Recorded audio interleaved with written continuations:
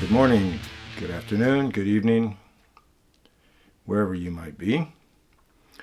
This is Cop Facts, and this lesson today is on death investigations. Now, as a patrol officer or a law enforcement officer, there's not going to be any investigation that you do that's any more intriguing, any more sensational, or any more challenging than the death investigation.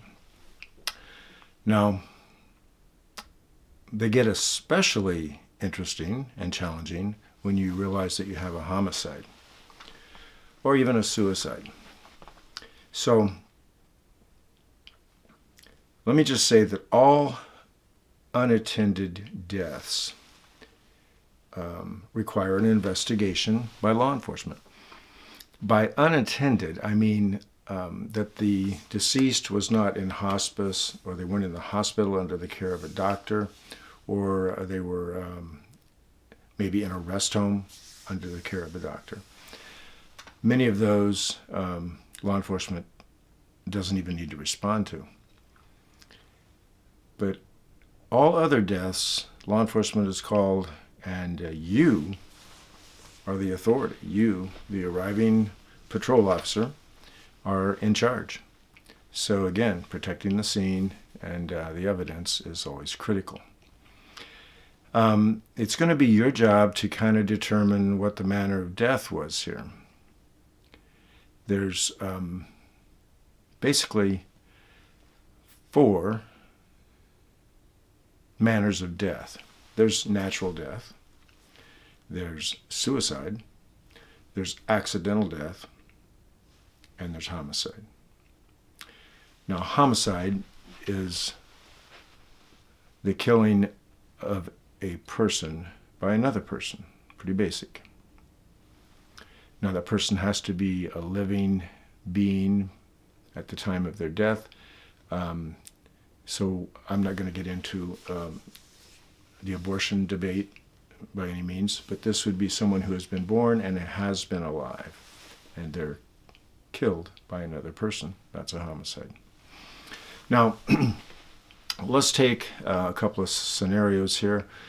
You, as an arriving officer, go to a scene and you've got a 90-year-old gentleman. He's found in bed by a relative. Late morning, he's discovered. And he had a heart condition and was on heart medication, saw a doctor quite often, had been ill lately. So, probably a natural death, but don't jump to conclusions. Even something as basic as that, I would always call for a second opinion by a supervisor if you can get your sergeant to come by. Fill them in on what you've learned. They'll look at the body. Again, you're both being very careful not to disturb anything. And if you've decided that the 90-year-old man just passed away in his sleep and there's nothing suspicious, you would call the coroner in most situations. Coroners sometimes are forensic pathologists, not always, but it's nice when they are. So when the coroner gets there, you've got a third opinion, and then you might be calling a funeral home, and you might have a fourth opinion that this is a natural death. Now, let's take another scenario, and let's say that we have a 28-year-old male party. He's got a history of drug abuse, has been in rehab a few times. And you learn this from the family members that found him on the bathroom floor. There's a syringe on the floor, and there's a belt still wrapped around his arm. So, what do you have? Do you have a natural death? It's still possible. Do you have suicide? Certainly possible. Do you have an accidental death? Probably. Do you have a homicide? That's a possibility too. So, you're going to have to do a lot of interviewing to make any decision on this 28-year-old. When I say you might have a homicide, maybe his supplier staged this death to look like an overdose, an accidental overdose, when actually they gave him a hot shot of heroin and he died. So, don't make assumptions. Handle every death scene as a homicide until you prove different. This 28-year-old, you're going to definitely want a supervisor there, and you're probably going to handle it like a homicide because there's several possibilities. Did he commit suicide? The family's going to want to know. Did he just get himself more heroin than he was able to handle and it was an accidental death? Or, like I say, was it staged and he was actually murdered? All three are possible. And it's possible that it was a natural death, unrelated to the syringe. Probably a contributing factor, though. So you can see how easily something can appear like an obvious overdose, accidental, but it could be something else. So you handle everything like a homicide until you prove different, like I've said. I've given you the definition. It's the killing of a human being by another human being. Anytime you got a death that might be a homicide, you're going to ask all those who, what, when, where, why, and how questions. Lots of them. Who saw the person alive last? Where were they? Is this a normal routine that this person would be home this time of day? Those kind of things. Now, the time of death is always going to become important. So, not only do we want to know the manner of death, we want to know roughly when they died. So there's two things that the patrol officer needs to remember. There's a whole lot of stuff involved in a death investigation or a homicide investigation that the basic patrol officer doesn't need to know right away. But there's two things that will help you in determining a rough idea of when the death occurred. And the first one is rigor mortis. That's the stiffening of the body after death. Now, rigor mortis begins to set in about 3 hours after death. And it starts around the jaw and the neck. And the stiffening moves downward through the body from head to the feet. So that's one indicator, is that rigor started to set in. Is the neck stiff? How far down? Is it in the arms? Is it in the legs yet? It's completely set in at around 9 to 12 hours. So a body that's completely stiff would have been there at least 9 or 10 hours. Now, after, 18 to 20 hours, I think they say, it starts to leave the body. And rigor leaves the body slowly, and at around 48 to 60 hours, it's completely gone from the body, and the body is limber again. Now, the temperature of the room and whether they're indoors or outdoors all plays into how quick lividity sets in and how quick it leaves the body again. So, not lividity, rigor mortis, excuse me. So rigor mortis is something you really need to have a feel for. Now, the other piece that you need to be aware of is post-mortem lividity. Now, post-mortem means after death. So lividity is the pooling of the blood at the lower portions of the body. When the heart stops pumping at death, blood starts to just settle at the lowest portions of the body. So if they're in bed, lividity is going to be all through the back and the buttocks and the thighs. If they're in a chair, lividity is going to be in the feet, the legs, the buttocks maybe, the back of the thighs. Now, lividity starts setting in at about 30 minutes to some extent. So the body might still be slightly warm, but some lividity could begin to set in. Depends on the position of the body.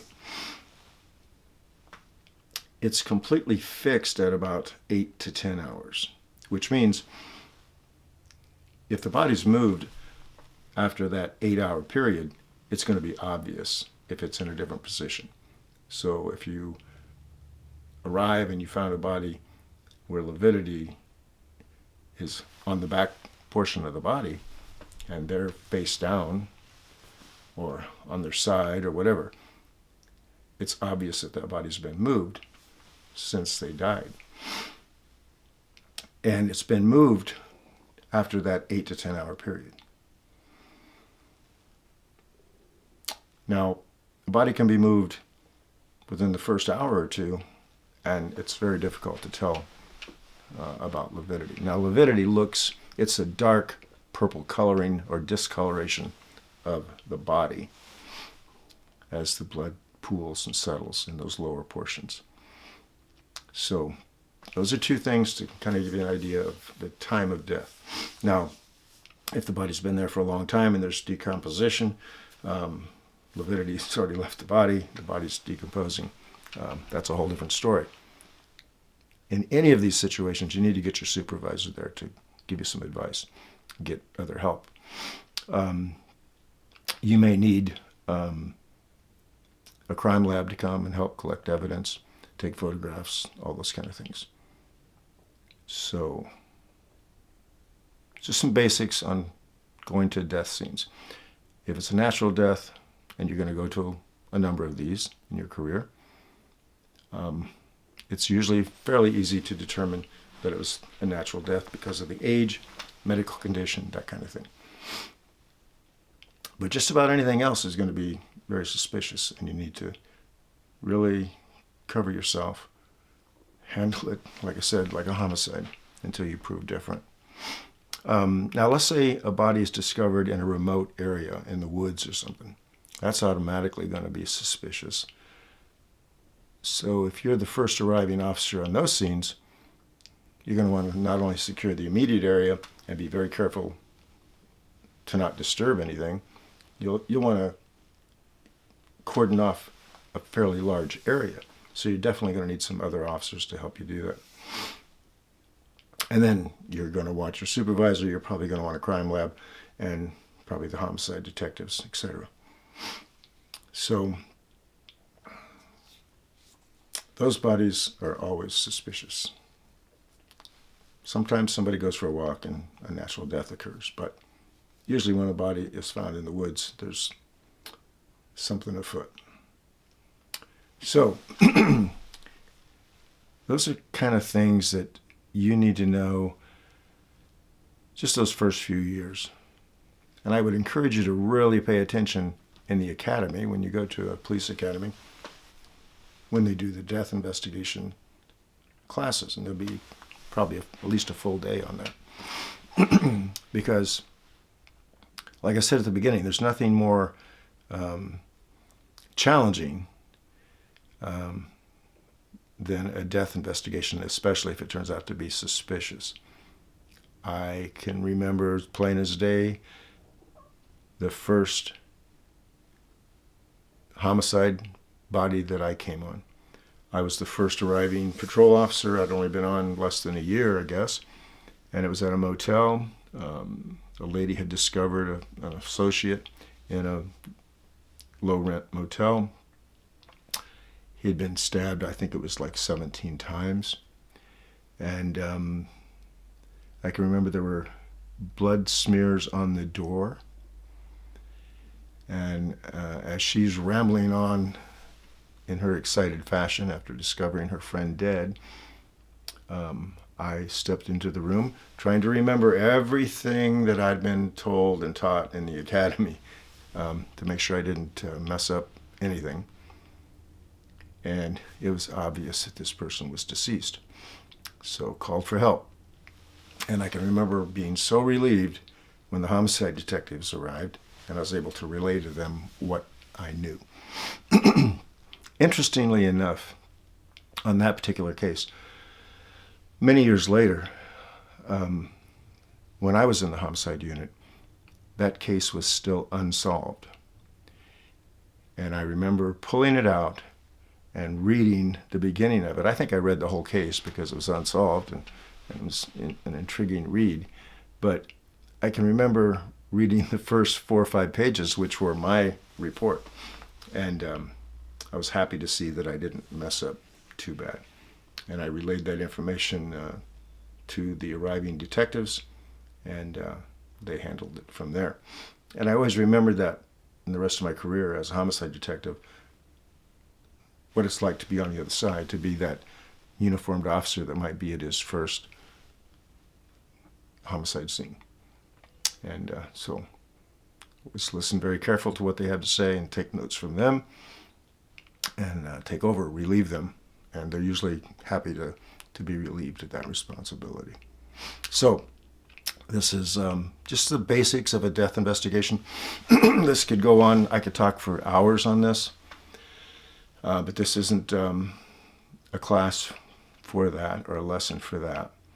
If you'll just remember rigor mortis, how it sets in, starts at the jaw, neck, works downward through the body, starts setting in at about 3 hours, completely set in at 9 or 10, 12 hours, leaves the body later, and then think about the lividity that starts setting in about 30 minutes, completely fixes at about 8 hours. So just knowing those 2 basic rules, it will give you an idea of how long the body's been there. But always get a second opinion. Never leave a death scene without a second opinion. So that'll be it for basic death investigations. This is Cop Facts. Be back soon with another lesson.